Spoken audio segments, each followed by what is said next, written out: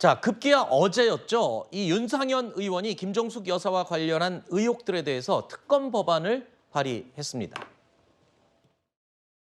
첫 배우자 단독 외교라고 칭했던 타지마할 방문이 버킷리스트 외유였다는 정황이 속속 드러나면서 국민들의 공분을 자아내고 있습니다.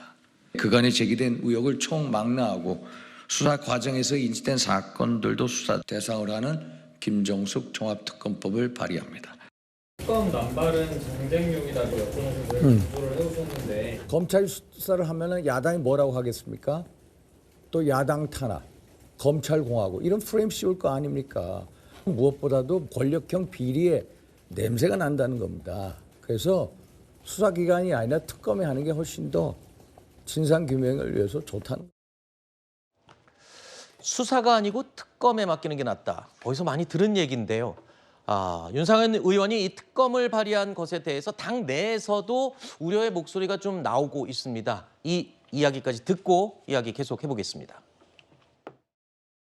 모든 걸 특검으로 가면 검찰 필요 없지요. 경찰 필요 없고 공수처가 필요 없잖아요. 그런데 그냥 바로 특검을 간다고 하면 민주당이 가자고 하는 논리하고 똑같은 거예요. 뭐든지 상식에 기반을 두고 일을 해야지. 김정숙 여사 특검법 발의하겠다고 했는데 지금 어떻게 생각하시는지. 특검의 방법으로 할 것인지 수사의 방법으로 할 것인지에 대해서는 우리가 좀 더 들여다봐야 될 것이고요. 기본적으로는 먼저 항상 수사를 지켜보고 미진한 것이 있으면 특검으로 가는 것이 맞지 않을까요? 제가 조금 전에 어디서 많이 들었던 얘기 같다라고 했던 게 바로 이겁니다. 대통령까지 수사 결과를 지켜보고 특검을 얘기하자라고 한 마당에 윤상현 의원이 낸 특검법은 지금 수사 결과와 상관없이 특검을 먼저 하자는 논리이기 때문에 이게 바로 민주당에서 주장하는 그런 논리의 같은 이 맥락 아니냐 이런 비판의 목소리가 나오는 거예요.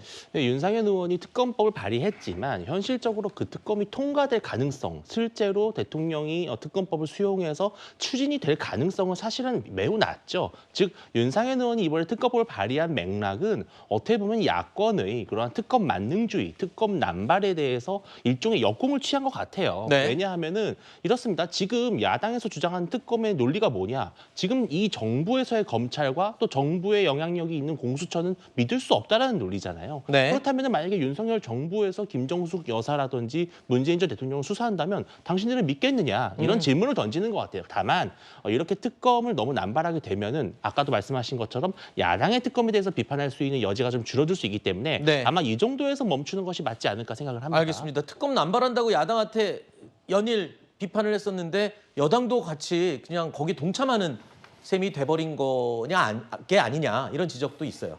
그러니까 당장 이제 윤상현 의원께 만약에 야권에서 좋다 김정숙 여사 특검 받겠다. 그럼 김건희 여사 특검 똑같은 논리로 받아라. 이렇게 얘기했을 때 뭐라고 대답하실지가 상당히 궁금하다라는 거죠. 네. 그런 면에서 지금 혹여라도 그런 일이 생길까 봐 여권에서는 좀 원천 차단을 하는 것 같습니다. 뭐 예를 들면 사인하지 않을 것이다. 뭐 이런 식으로 네. 좀 선을 긋거나 수사 상황을 지켜보자라고 이야기를 하시는데 그러니까 이게 내부에서 스텝이 꼬인 걸로 봐야 되는 거예요. 근데 저는 이런 윤상현 의원의 그 특검법 발의가 굉장히 좀 정치적인 의도가 과잉된 그런 특검법 발의였다라고 생각이 드는 것이 결국에 이분 전당대회 염두에 두고 이렇게 하시는 거 아니겠습니까? 저는 강대강 국면에서 내가 민주당과 싸운다. 그리고 문재인 정부에 대해서 강하게 비판한다. 이런 이미지를 주고 싶으셔서 결국에 좀 헛발질을 하신 게 아닌가. 결국에 네. 그렇기 때문에 당내에서조차 공감대를 얻지 못하는 과잉 특검이다. 이런 비판에 직면한 게 아닌가 싶습니다. 네. 여야를 떠나서 이번 22대 국회에 특검이 난무하는 거는 뭐 사실인 것 같습니다.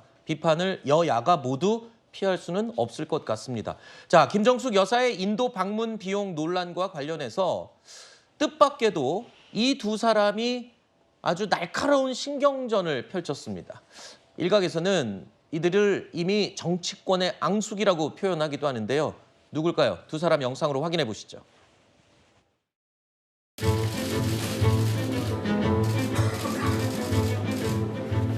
질문이 시작하겠습니다. 전 딱히 드릴 말씀이 없습니다.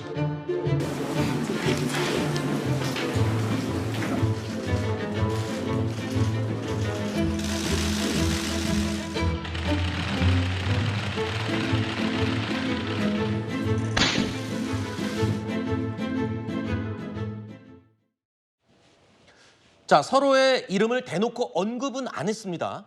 하지만 두 사람이 각각 올린 SNS 글을 보면 이 보시는 두 사람의 묘한 신경전이 누가 봐도 이해가 됩니다. 이준석 의원은 김정숙 특검법 발의를 두고 대상은 언급하지 않았습니다. 멍청한 것이라고 글을 썼고 배현진 의원은 멍청한 얘기라고 맞받아쳤습니다. 이 두 사람 왜 이러는 겁니까? 글쎄요, 전 다른 걸 다 떠나가지고 이준석 대표는 머리가 참 좋은 사람 같아요. 네. 왜냐하면 저는 이해가 안 되거든요. 저는 이 김정숙 여사가 대통령 없이 자기가 전용기 끌고 가서 예정에도 없는 타지마을 관광하고 기내 식비로 4끼에 무려 6,300만 원을 소비했는데 그게 다 이해가 되나 보죠. 저는 이해가 안 되니까 이런 부분들이 좀 어떻게든지 간에 특검이든 뭐든지 간에 좀 밝혀졌으면 좋겠다. 너무 답답하다, 이상하다. 우리나라가 이런 나라인가? 저는 그런 생각이 드는데 이준석 대표는 이런 부분들에 대해서 아무런 문제가 없고 문제의식이 없다라고 생각이 되니까 머리가 얼마나 좋아서 하버드 나왔으면은 이런 것들이 다 이해가 되나? 저는 사실 그런 생각이 들고요. 알겠습니다. 그다음에 윤 대통령 순방비 관련해가지고 예컨대 윤 대통령이 어디를 갔는데 그때 그 순방비에 이러이러한 의혹이 있다 꼭 집어가지고 그러면 저도 거기에 대해서도 마찬가지로 조사한 거 필요하다라고 생각할 텐데 뭉뚱그려가지고 대통령의 모든 그런 내용들을 다 밝혀라? 그게 말이 되겠습니까? 알겠습니다. 그다음 무엇보다도 네. 지금 이런 논란은 누가 자초한 겁니까? 그 문재인 대통령이 자서전 써가지고 자초한 거잖아요. 그럼에도 불구하고 다 이렇게 감싸줄 만큼 그렇게 이렇게 폭도 넓고 머리도 좋은 사람인가? 잘 모르겠습니다. 알겠습니다. 개인적인 의견을 전제로 이준석 대표에 대한 평가는 한정하도록 하겠습니다.